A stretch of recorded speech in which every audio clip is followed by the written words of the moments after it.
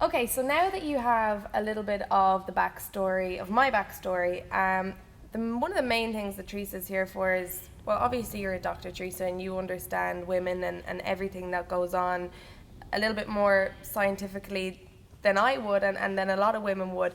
So, you know, we kind of understand the tip of the iceberg and we're chipping away and we're melting the fat and we understand that, but I want to dig in a little bit and figure out how do we break it down and how do we get inside that iceberg. And one of the things that you said to me before was that we have a corset and then we have a coat. And could you explain that a little bit, because I think it's great. Before, I didn't really understand, and I thought, yeah, okay, let's train hard, let's burn fat, and that's great, and let's make the outside look great.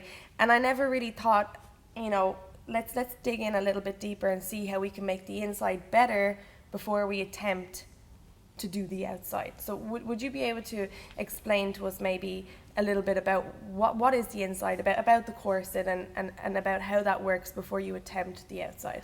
Well, as you know, like, I am a doctor, I'm an OBGYN doctor, so I understand lady hormones and things like that, but I used to deliver babies, and nowadays all I deliver is advice. Mm-hmm. So I've kind of left that part of my practice behind, and I moved very much into wellness and evolutionary medicine and building better baby brains and a lot of health and nutrition and helping people understand that they really aren't broken, so they don't need to be fixed. Yeah. They're just confused. So my job is to unconfuse them. And what I found was doctors actually are trained to confuse people more so that people just do what they say because they have no other idea. I thought about you first. I was like, again, about the periods and stuff, I was like, oh God, I was like, this is going to be just the same as me going down to the regular doctor and she's just going to confuse me and I'm just going to Right, that I was just a smart doctor because I knew a new pill or a combination or when to take them. Yeah. And I know those things because those are the doctorly things. So that's what I call medicine. And now we're into wellness. And I really wanted to uncover of like why we should be fine. So we have focused a lot on the fat burning, which is the most outside layer of the things that would make your stomach stand out. So fat burning is important. And obviously, when the larger that we get, or the fatter a person gets, the more fat they have everywhere that will need to be burned. And that is also hormonal. Okay, so although you were saying is like, can you starve your fat? Yes, you can. But nature, and this is very important for women, is that nature isn't interested in ever having you starve. So from the moment, like if you had a twin brother or you had your, you know, when you get to be 13 or whatever, and the hormones hit, then without changing your diet or without either of you eating very different, girls are going to become curvy and they're going to put on a lot of body fat. They're going to actually, you know, add 10, 12, 15%, and they don't have a period to signal fertility until there's adequate fat. And the boys at the same time will become lean, even if they don't play sports, unless they're like having the epidemic of the kind of fat we're going to talk about later. But the way things should be and used to be was if you had two slim, active kids that were twins, when they got to puberty, girls got fat and boys got lean for no difference in their diet or their exercise. And that's because hormones control your appetites and your fat distribution and things like that. So we know a lot about how men lose weight because nature doesn't really care if they have to starve. Because they never have to grow a baby from scratch. I mean, we are a pantry. Our body is a pantry that has to be stocked before a baby grows in it. Because what it's getting has to come from your body. And your body is only made of the things you've eaten. So your hormones and your biology and your instincts, all of these, if you're female, are oriented to protecting your ability to protect your fertility for the future, because it doesn't know if or when you're ever going to have a baby, but it just wants to make sure you got a fully stocked pantry. So we know, like, you can dilute out the pantry, you can take things by starving and sweating, which works really well for men, so because nature doesn't protect their fat stores. But what we see from women all the time is when you starve and you sweat, you're like literally one breath away from a binge or just sloth, or I'm just too tired. And what we don't understand is even at that same time as your body, you're working out, but then all the other 23 hours in the day, your hormones are going, you need your rest, you need your rest. Yeah. And we think rest is like going to sleep at night, but we're often not sleeping. Rest means being still, and we're not even moving at all. So nature protects our fat stores, and one of the reasons that, you took all these courses, and I know, like, we'll talk about the coat and the core. I know, like, you're a core specialist, and you did all this core stuff, and you're the power Pilates lady and everything. So it's the core and more. And what we're going to be talking about is why there is no core without the floor, the pelvic floor. That's where the off-on switch is. So we're going to get to that in just a minute, but let's talk a little bit about these hormones first. So the hormones are really important because in your fat burning, that we have a more effective way of doing it at Booty Camp. So we hit it pretty hard with the insulin, which is the hormone that moves you from fat storage to fat burning mode. So we have lots of tips of switching you from fat storage to fat burning, and they don't involve starvation, which is good. Yeah. But starvation works, except for your body is never interested in you starving. And of course, your brain is always interested in making sure your pantry's stocked. So when you're starving, you're depleting your pantry. And so you're always hungry. Yeah, and you said something really good to me the other day, Theresa, is like women's fat is very, very smart. Men have stupid fat, women have smart fat. And you said to me that you will only ever trick your fat once. If you get the chance, you'll only ever trick it once. And if you starve yourself, if you go on a crazy crash diet or, cabbage soup, whatever it is, and you're starving yourself, you'll only ever have that chance once. And then it's going to bite you in the ass hard. Right. So, like, you don't need to be an endocrinologist, which is a doctor that specializes in hormones, to understand hormones. Because all hormones is the soup that's never taken off the stove. So every day you add a little of this and that, and it shifts, and you can have a curry and you can then change it to a vegetable stew. It can constantly be evolving and shifting, but it is always, there is never one hormone. So as a doctor or as a scientist, we work in a lab, but people are not a lab. Your body isn't a laboratory, and you can't even study an orange. Right? So an orange is way too complicated. So how could we think we could study a person? Because you can only study vitamin C that's synthesized into this one powder, where even vitamin C is made up of 100 small compounds. But what we call vitamin C in the lab is just ascorbic acid. And it never even came from an orange. It comes from cornstarch. Which doesn't make any sense. But to make a study in a laboratory, you have to compare very exact things. So you could never compare you and me in a laboratory. So that's why I wanted to go back and go, well, what makes us all human? And you tell this story. And they go, well, you know all the science. And I do know all the science, except for I know sense even more. And I think that's also the man-woman thing of like the smart versus the stupid is women are all about sense, because in the end of this is we are going to be the ones that need to have the babies. Absolutely. We were the only ones that were granted. So our body has to protect us. And I know that all of you have experienced this. I mean, I've had countless thousands of women patients, and they want to lose their baby weight, or they want to lose weight before they have their baby, or they can't get pregnant because they have polycystic ovarian disease, or all of these things.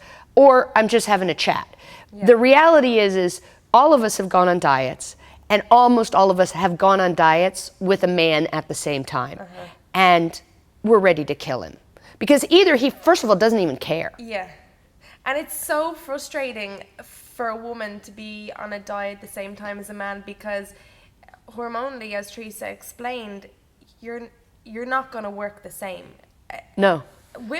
Two women aren't going to work the same, but a man and a woman certainly aren't going to work the same. And I think Theresa, for me, for my ladies who come into booty camp, I think one of the most frustrating things for them is that when they go through the nutrition plan, is that it's so difficult for their husbands and their kids to understand what they're going through, and they feel upset that nobody else understands how hard they have to work just for a little bit.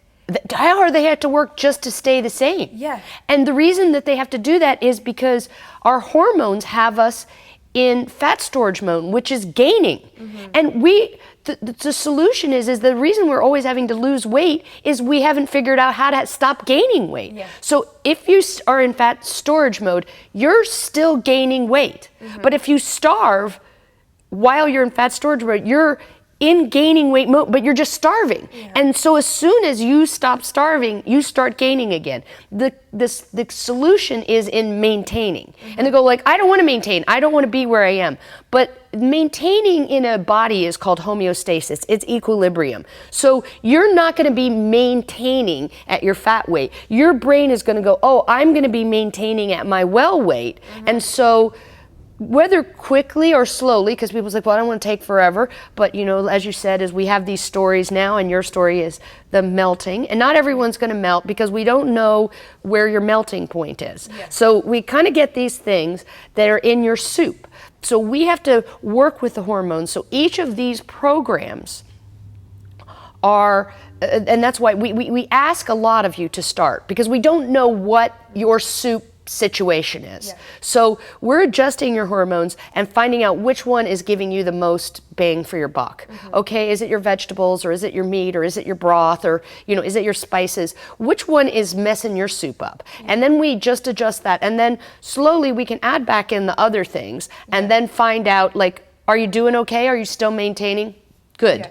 But to start off with, we have to get rid of everything that could be a problem, because they're a problem for lots of different women.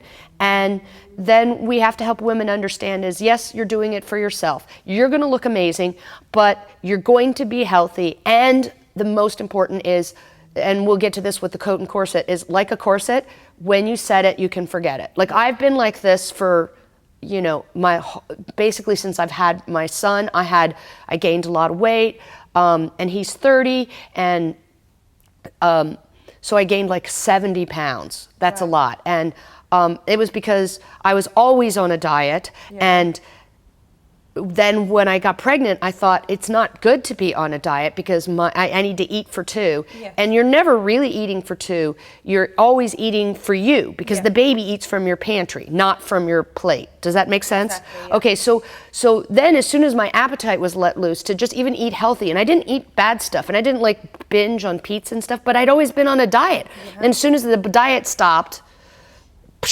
and I'm like, well, I'm pregnant. And then, you go, oh, I'm going to lose it after the baby. And I came out of the hospital and I had gained 62 pounds because I only lost 8. Yeah. Because he only weighed 6.5 pounds. Yeah. So I'm in this really terrible shape. And, I kind of stayed there for a year, and I didn't really care because I had the happy juice from, and some of it was coming off. And then I stumbled onto a lot of these secrets, and that's sort of where I stayed, and I changed my diet. I would do things differently, and I would balloon up again, and I kind of wanted to figure it out. So I'm like most people, is I sort of experimented on myself for a really long time.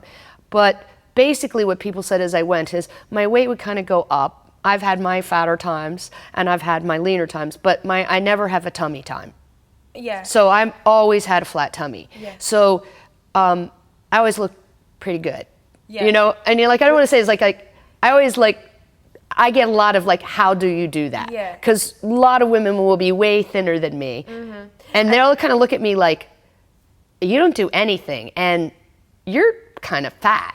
It's so funny. When I first met Theresa, and I was introduced to Theresa, and I remember we went out for a training session in the park one day with Connor, and Theresa said, you know what, I hate this. I hate running around in the cold. It's wet. I want to go home.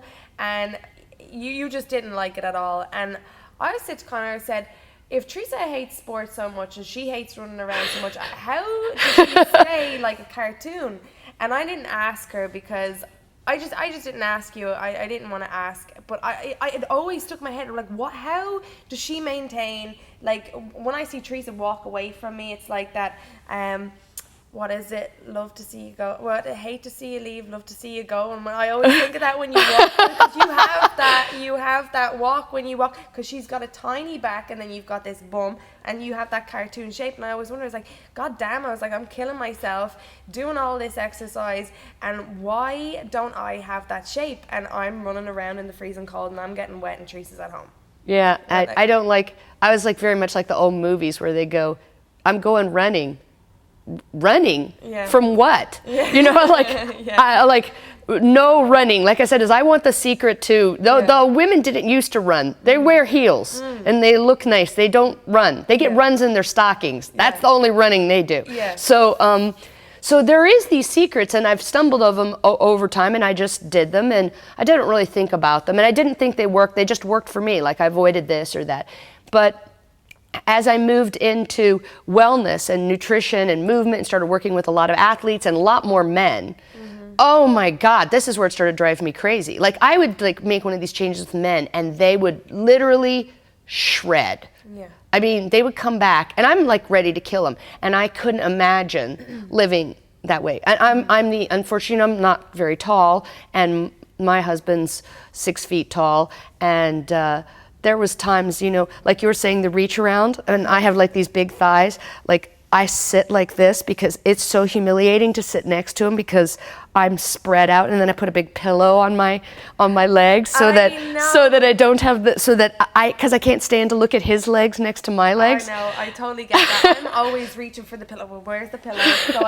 So I can finally sit like this, and I don't have to. You know, I love the pillow, and it's especially I'll get the pillow, and it depends on what kind of a day I'm having. I'll either position the pillow here, and I'll wrap my arms around it so nobody can see my belly, or I'll just I'll put it on my legs again like that. My boyfriend is very, very tall, and he's got these long, lean legs, and he's got legs that go on for years. So yeah, I'm not as short as you, but I'm not that tall either. So I totally get that, and yeah, I'm a.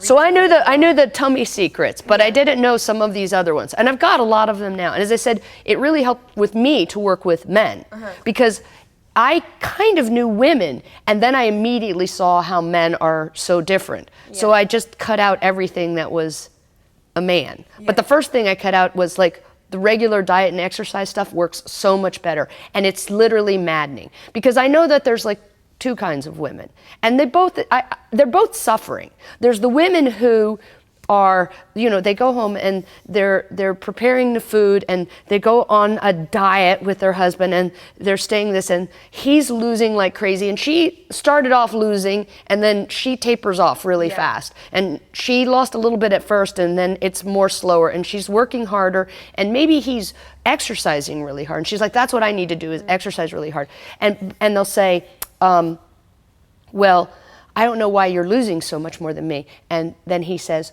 well, you're cheating a little bit. I was just going to say, it's so easy for men to say, well, you're not working as hard as me, or you're probably not eating the same as I am. You're probably having sneaky bits here and there. And when women are in that state already where they want it so bad, and for somebody to tell them that they're not doing it right, especially if it's your husband or your boyfriend, it could, it's right. And the problem is that we are way hungrier. Yeah. Because in our soup is screaming at us. Our soup is screaming, eat, eat, eat. Yeah. And you will die, you will be fatigued, nothing will work, and then every little thing in your environment is going eat, eat, eat. And these guys go out and they understand, like, you go to the pub and they have a beer, but they don't understand, like, you can go out and have nachos and margaritas, and you can say no to the margarita and have a Diet Coke, but if you're the only one not eating the nachos, your frenemies are going to be, what? You can't have a nacho? Yeah. You can't have one nacho?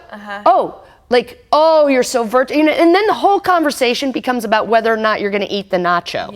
Yeah, I know. And who's going to say, should we have dessert or whatever? So that we have support, but it's such a hard environment. It is. And then you're so punished for going off of it just a little bit. Oh, yeah. And So it was so important in Flat Tummy Mummy to build a community where other people are doing the same thing as you are, and you're satisfied. So you're having what you want, because I'm totally satisfied. I eat so much more than I did when I was younger, and I don't feel hungry, and I feel like luxuriantly privileged with what I get to eat. But I do avoid things that probably at one time I really craved, but I am happy to be away from the cravings. Yeah. I am happy to be able to sit in a room with a Snickers bar and not be thinking about it the entire time, because it isn't like a can't. It isn't about resisting temptation. This program, this Flat Tummy Mum, it isn't about resisting temptation. It's about avoiding temptation by making certain changes where your hormones do not trigger you to want to eat. So in the 5 layers, one of them is fat loss. So we're going to start with different shapes of women. So if you have more fat to lose, there'll be more attention and time spent on overall keeping you in fat burning mode and getting you out of fat storage mode and living on sugars and things like that, so that you're not constantly being hit with these cravings and binges and things like that, so you're not driven by this hunger. Because that's the worst thing about the guys, is they say you cheated, and you cheated just a little bit. Like, how many pounds did you have to pay for a candy bar? Or even a bite of a candy, and you can't do anything. And so some women never cheat, and they still don't get by. And some just cheat a little bit. But the men don't even care, and then they're done. They're like, whatever, I don't care. I look great. I looked great then. I look great now. They don't care until their health goes. But the good thing about this program is the women usually control the house and the kitchen. And so men are really a lot about money. So if you're saving money for your kids and yourself and on your health forever, so those really count. So they usually only come on board with the weight thing when they are afraid they're going to have a heart attack or something, because they always think they look amazing even when they look like absolute rubbish. And we are worrying all the time. And it really is hormones, but it isn't a hormone. It isn't your thyroid or your adrenals, and it isn't one like hormone trick like curcumin and like the belly buster cortisol, connection, and buy this bottle of pills. Because as soon as you make one adjustment in your soup adjusts itself back, because it has an idea of where it wants you to be, and it wants you to be well nourished, so that you have adequate fat stores, smart fat, non-inflamed fat, healthy fat, and not too much rubbish all over your body stored in fat. So we address all those things. But the first layer you do very well, which everyone is still going to have to do, so it's not a problem. The second layer, if we work from outside in, and by the way, the secret to this program, the main secret is you've always been working on the outside in. Everywhere. Over and over, we're going to say, you're working from the outside in, you're doing crunches, you're doing Kegels, you're like working from the outside in instead of working from the inside out. And Theresa, while we're saying that, there are probably people watching this that say, well, look, like I do 200 sit-ups a day. Like why can't I see anything? Not even a little bit of a hint of anything. What is that? Yeah, I can definitely tell you that, because the sit-ups are working the coat, and you can have a lot of different coats, but that coat, working the sit-ups without working the corset, means that the coat you put on is that big puffy one of your dad's. So that makes you look like a polar bear. Bulkier. Yes, basically. It can make you bulkier. Yeah. Well, I mean, when you work your muscle on your arm, it gets bulkier. So if you're working these muscles here, they're getting bulkier. Yeah, well that makes sense when you say it like that. Yeah. Right. So, but they're like, but I'm burning calories, and I'm like, yeah, but if you actually know how calories work, which is just a like high school science experiment where they take a piece of food and they burn it with a torch and they say how much flame does it take, and that's the calories in it. This bomb calorimeter. The bomb calorimeter. Yes. I mean, like, they're like, no, that's not what it's like. Oh yeah, that's what a calorie is. It literally is how much flame burns a piece of food in a dish. So then people translate this to what I eat minus what I burn equals what I look like. Oh no.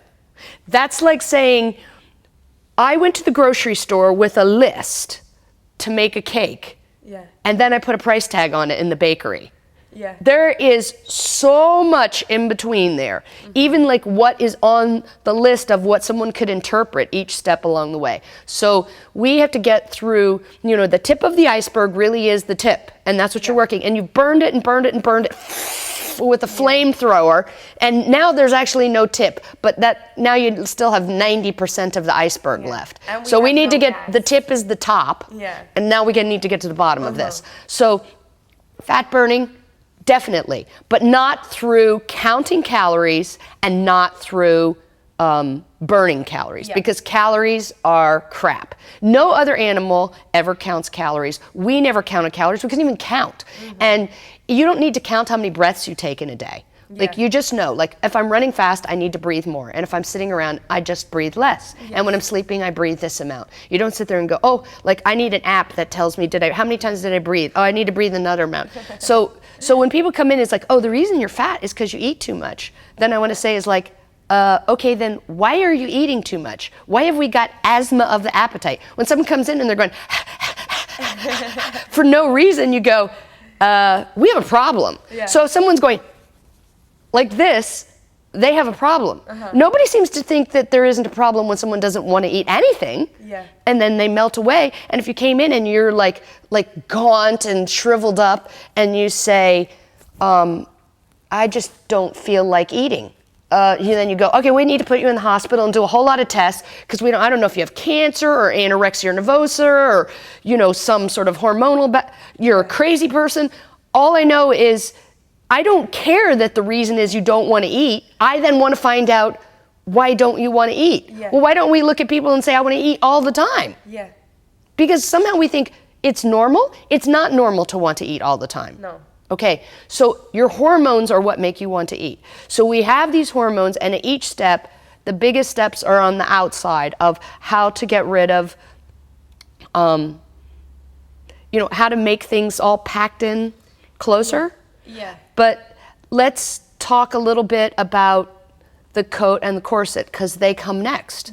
Okay, so we have the fat on the outside, which is insulin and being in fat storage mode. The next layer is this clothing layer, which is your muscular layer. And I know you're like Miss Core Specialist, as I said before. It's like because you were trying to camouflage your core, and you're figured like, well, I'll just wear something. The problem is that the corset, the control top pantyhose, that not supposed to wear those on the outside. So your camouflage was in the wrong place. Well, my corset wasn't working either. So, I mean, tell the story about the suitcase. Oh, okay. So the suitcase is great. It's like, the suitcase is really how everything works from the inside out. So, like, imagine, we say is like, well, why is everything like spilling out all over the place, right? And it's, if you could think of what we're trying to do is, if you ran home and you had to catch a flight and you're really late, and you just like open up, you're going to be gone for a week, and you start throwing all this stuff, you pull a suitcase out of the closet, you're worried because now they're charging you like €100 for like if you're overweight by 1 pound, and you're like, oh my God, do I have it? And you start throwing everything in, and then you like go to shut it, and it doesn't shut, and you like take out a few bits, and then you bounce on it, and you go like this, and you like pull the things, and they won't shut, and then you get like the duct tape, and then you wrap the duct tape all around, and then what's holding everything together is the duct tape. And then you drop the suitcase, and you have to pay the €100 because you're way overweight, and you don't even know what's in there, and you certainly can't carry it on because you threw in God knows what bottle that was over 3 ounces.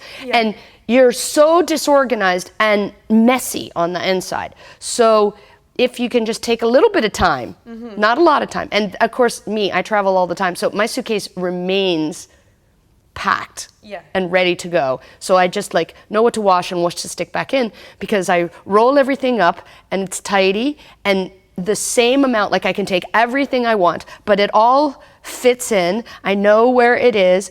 And then I was able to use a smaller suitcase, then that shuts really good. The latches shut. Okay, so I shrunk my guts, so the latches of your suitcase, that's your corset. That pulls in, they clip right down, and then you can put some reinforcement. You can even squeeze a little tighter. And I have one of those like squishy bags because I have a little bit of a shopping problem.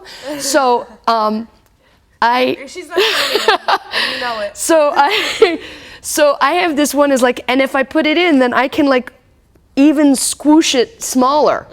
And then I have like a little spending room on the trip back. Yeah. So my corset, like I can pull it in and I have a little bit of wiggle room and still fit my suitcase and not go over. And that's what that corset that stays there is, that you can set it and forget it.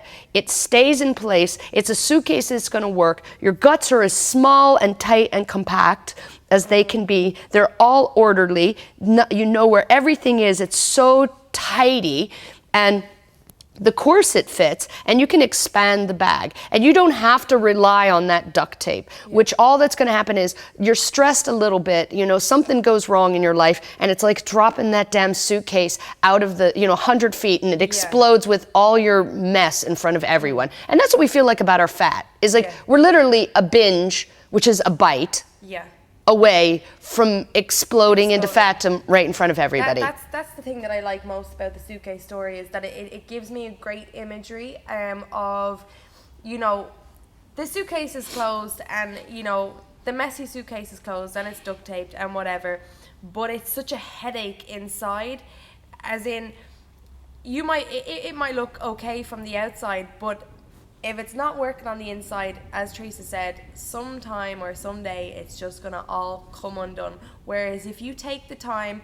and this could be before you go and you do your high intensity interval training, just take the time, just 5 minutes or whatever it is, take the time to pack it properly, work on yourself a little bit, and then over time, at least that you have, from the inside out, you have a suitcase that isn't gonna just come. Oh, and it's so reliable. Yeah. So like I open up my suitcase and everything I need is there. Yeah. Like I set it and forget it. It's packed. It's ready to go. Like I just pick it up. Yeah. And it's so reassuring. So if there's something I want, it isn't usually something I need. If there's something I want, I can add it to it, but I have this flexibility. And I know like that orderliness, that there's just none of that it's on the other side too. So even if you struggle and you make it through, it's nice to unzip it, because believe me, I'm not a neat person. So I just need my suitcase to be neat. So when I travel, because my closet is not.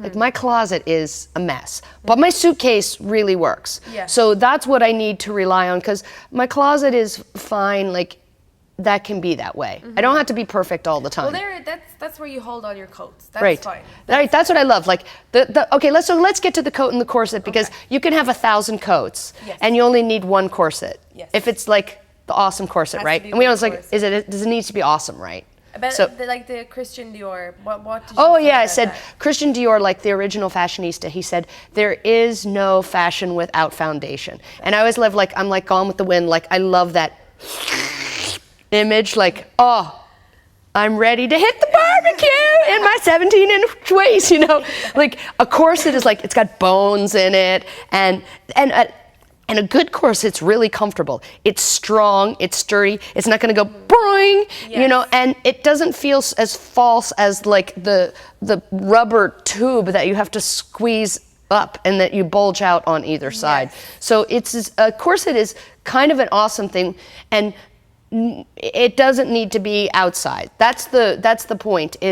Corset is a garment. It is an undergarment, but what we're going to give you is an inner corset, and that's the inner core. So the one corset, 1,000 coats. So as we go in, when you're doing crunches, this is your coat. So you're working all these muscles, which are basically your voluntary muscles. So a lot of what we think of as exercise is working the coat. The corset is completely different. So when the corset is wired to a different part of your brain, the part that has a baby start to learn to move. And that's like my connection to being a baby doctor.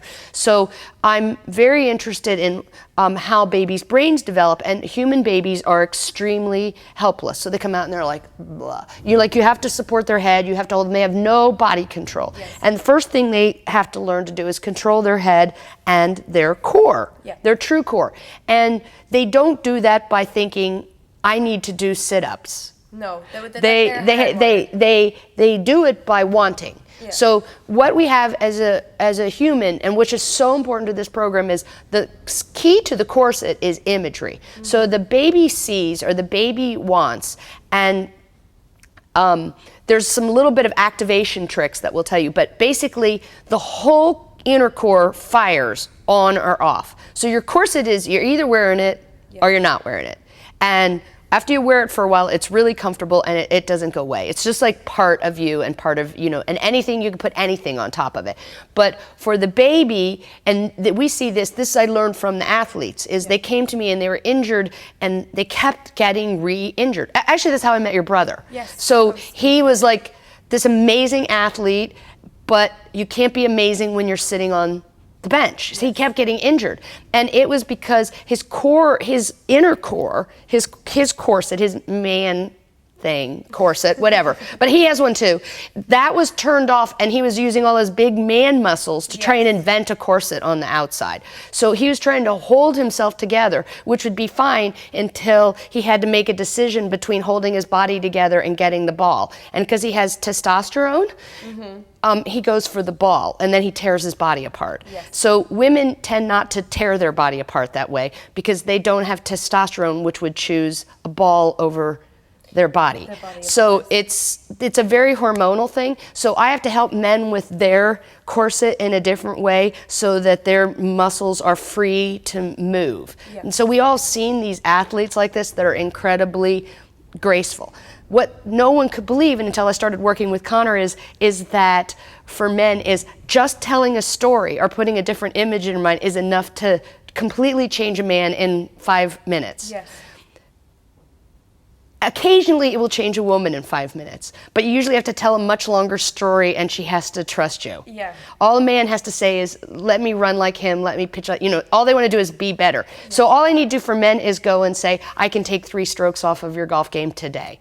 Well, and they've been working for 15 years and haven't done that. So I can do it immediately, and I don't golf. So it's all about the corset and the coat. It's not about what you do, Theresa. It's about, as in, anybody can do, golfers, runners, football players, whatever. This can help everybody. So as you said, you don't even play golf, but you it can help everybody, right? Because it's everybody is how we all learn to move in the first place. Yeah.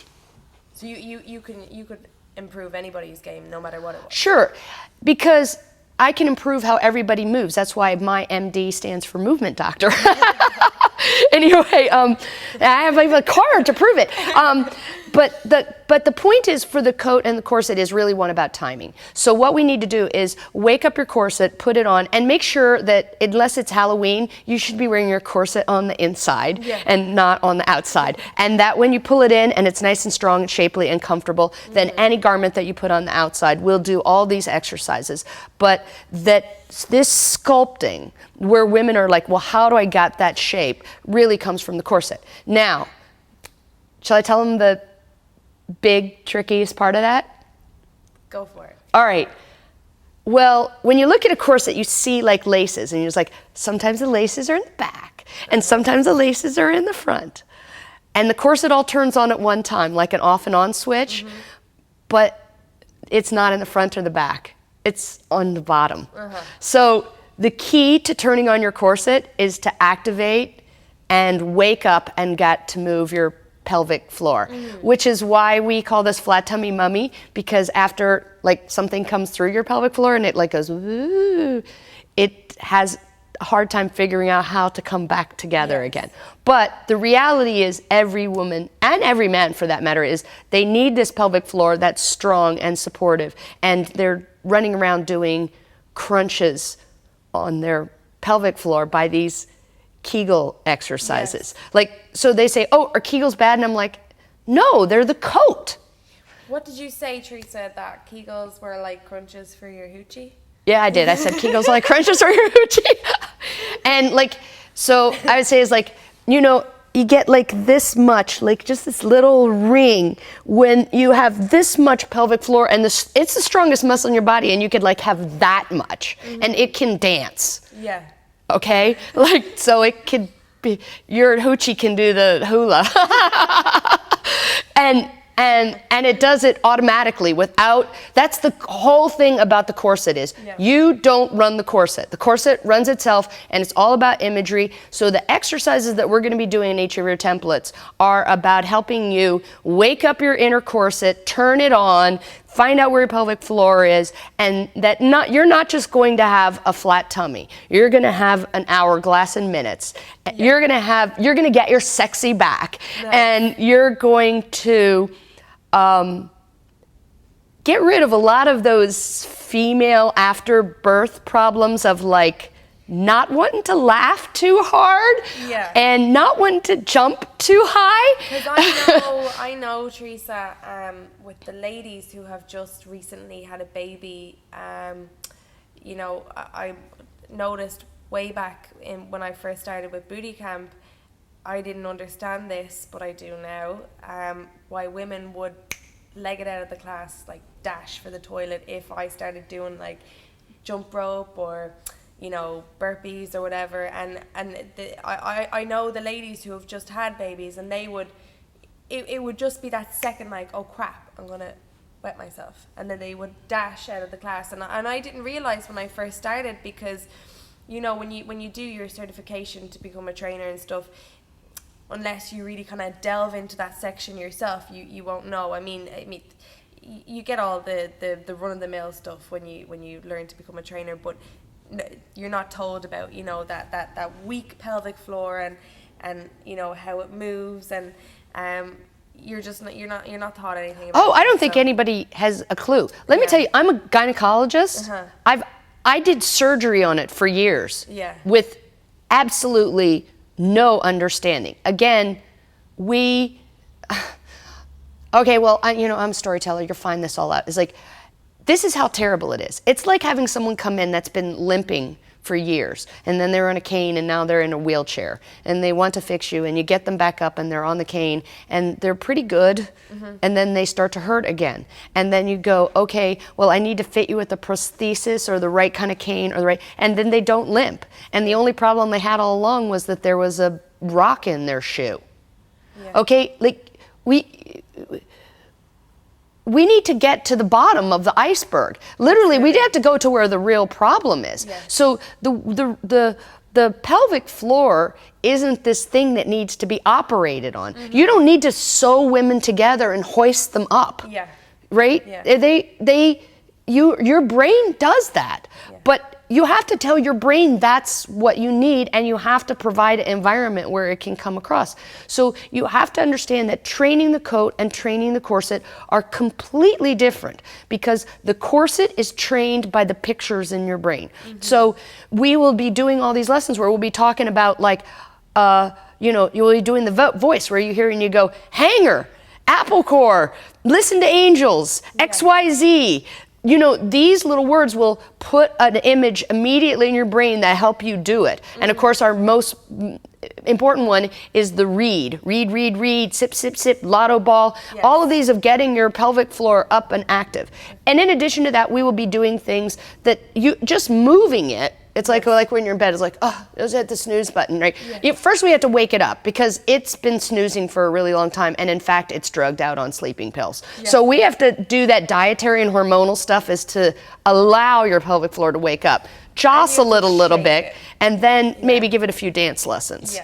I mean, you know, we're gonna work miracles and pretty much overnight, but there is a little bit of an order to them. And I think, Theresa, you know, a lot of the ladies, we've heard of pelvic floor, and a lot of you have heard pelvic floor, but can you explain to us, like, what is it? What is the pelvic floor? What does it look like? You know, what does it really do? Well, that's perfect, because that's going to be our first module. Okay, awesome. All right. Yeah. Okay. Excellent. So brilliant. So if you don't know what it is, and as Theresa said, we're gonna explain that, because it is one of these things, Theresa, that I think, you know, it's like, well, what the hell is she talking about? I don't know where it is. I can't feel it. Like, it's like this. Not a problem. It's an off-on switch. And unfortunately, it's like one of those off-on switch, like, you know, when you need to go to the bathroom and you're sitting there, like, feeling all over the wall. Where is the light switch? And it's on the outside, and it's down too low, and you're, like, feeling everywhere. So we're going to tell you where the light switch is on light switch. And then when you turn it on, you can turn it on and off when you want. And the great thing about this is it is a wellness. It will last forever. It will make you a healthier woman. It will make your family healthier, because all of these principles are the ways that we work with how the environment has changed around us with the marketing, because that's really the big difference, like our retro difference of why things are different. The food is turned into a lot of forgeries of food. Like, it looks like food, it tastes like food, but it doesn't have in it what our brain thought would be there, so we're getting counterfeit. Yeah. And we go, okay, well, I'll throw that in the trunk, and now I'll go out and try and get some more money. And we're getting a lot of junk in the trunk. Yeah. Okay? So it's really a matter of taking all this into our body, and it isn't junk food. It isn't even food at all. Yeah. Okay? It is fake food. And so we need to talk about what your body needs in terms of real food, and we're going to really help you do that. So we will help your smart fat, because our smart fat doesn't like all these toxins that are in our body, because women's fat especially goes, that fat isn't good for you. I'm going to hold on to the fat. I mean, the fat's going to hold on to the toxin like a little, insulation around an electrical wire. I liked how you explained to me yesterday. It's like, it's like, can we use you for energy, fat cell? Can you explain that? Yeah. So you're supposed to be using your fat. The first stage that we're going is change your hormones from fat storage mode to fat burning mode. Well, so people are like, well, I went and I burned all these calories, right? And I'm like, yeah, but you didn't burn any fat. Because you're in fat storage mode. So you can't burn fat when your hormones say, oh, no. Go to another fat cell. But the hormone affects all the fat cells. So that's a hormone that says that you're in fat storage mode. If your fat has toxin in it, it's literally guarding it from your blood supply, because not much blood supply to fat. So it'll go as no, I know better. I am going to hold on to this poison until there's a line at the liver, so I know that your body detoxifies, and it is really good at detoxifying, but we're kind of like the trash men have been on strike, and we've got a lot of trash bags backed up there. And we have a systematic way. We're going to bring in one of those massive trucks and things and haul this out, but you can't do that again. We need to have a system of where toxins in equal the ability of our body to have toxins out, and then the fat store would go, oh, okay, well, you can handle this bit of rubbish. So here's my fat for fuel, burn away, and here is that rubbish. So liver, take care of that, and out it comes in the toilet. Yes. Awesome. I love that, because I think that when you have a great little explanation, and it's great to have a little anecdote to an explanation like that, and it's easy to visualize, and because when I speak to ladies about toxic fat and stuff, and they're like, oh, what do you mean toxic fat? Is this a disease? And how do I get rid of it? And I'm just like, no, just calm down. We can do this. It's fine. It can we can get rid of it. It's just the trash men have been on strike, and now. Right. We're getting in there, and we're going to get the fat works all together. I mean, we think of fat as this stuff that isn't like an organ. And, we've talked a lot about skin, you and I, right? So skin is your largest organ, and it's an organ. But skin seems like also one piece, and it's hard for people to think of skin as an organ. And your hair is not an organ, but it's more like the fat in this way, is that you have all these fat cells. So all of your fat is is made up of all of these fat cells, but they're like a giant chorus. They're like voters in a country, right? Yes. So they all vote like their leptin vote, or they speak and then they get spoken to. So the problem, one of the ways they speak is directly through the bloodstream, but they don't have much blood, and the problem is in the current environment with technology is the fat cells seem to have advanced too, so they're using text messages to the brain a lot, and Wi-Fi. So it used to be what they had to do directly. They have learned how to influence the brain, and this is through these hormonal changes. So if you inflame fat too much, it protests, and it protests to your brain. Or if you silence fat and say, I'm not there and I'm starving, then the brain goes, okay, don't worry, fat, I will save you. And the brain actually thinks there's no fat even if you're massive. And this is another one of your hormones. So people go, like, oh, it's all about leptin.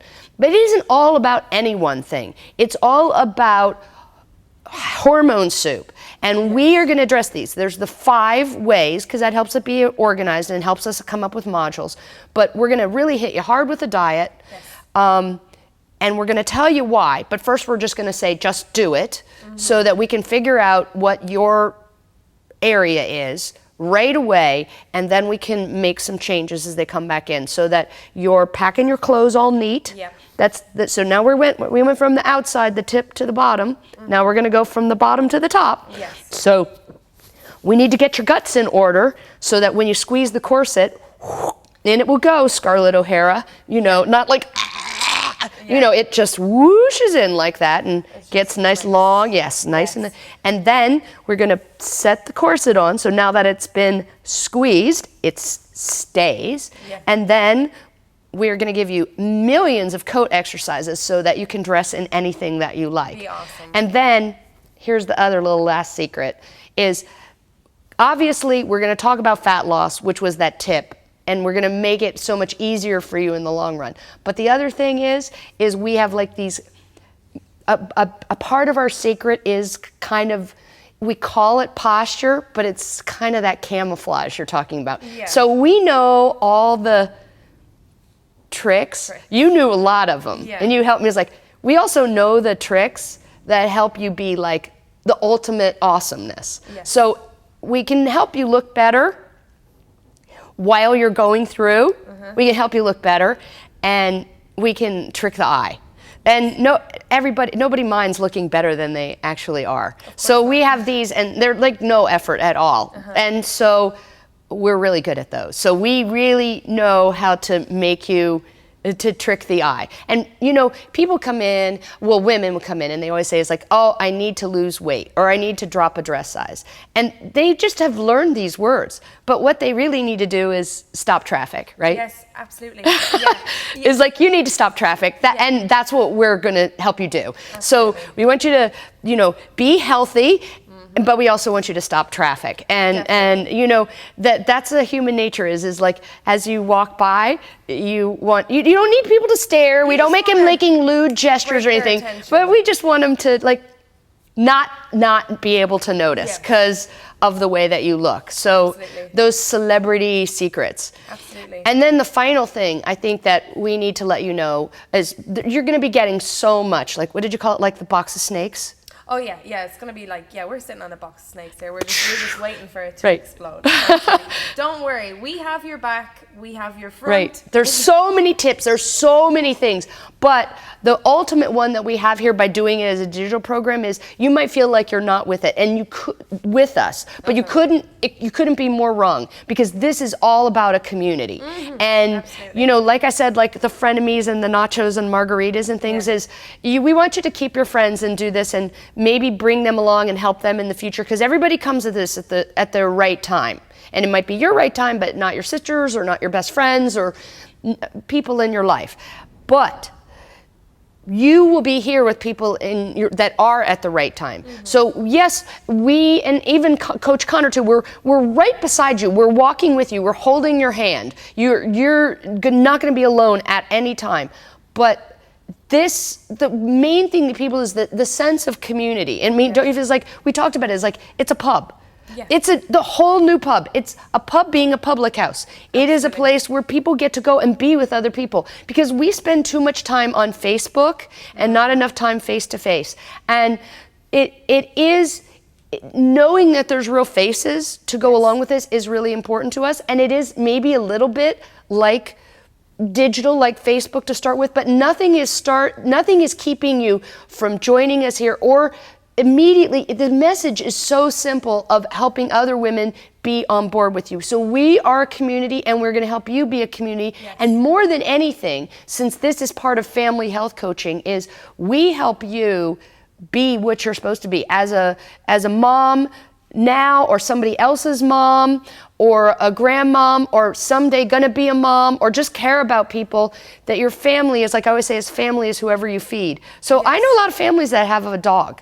Yeah. And if you're just feeding yourself, you're your own family. But that's who you have to take care of. And that's what family health coaching is. So you aren't just learning how to look good. You're learning how to care for your family. And they need you to do that because there isn't anybody else. Well, I liked what you said earlier, Tracy. You're learning to become a coach for your family. You are the head of the family. Right. You control, as Theresa said, the food, the environment, what's being brought into the house, what goes out, that kind of thing. So you are ultimately becoming the best coach that you can be. Sure, because when people say it's like family health coaching that's like the coaches, and I say, well, yeah, we have coaches, but family health coaches are the people who come here and learn how to be a coach for their own family. Yes. And for themselves. Yeah.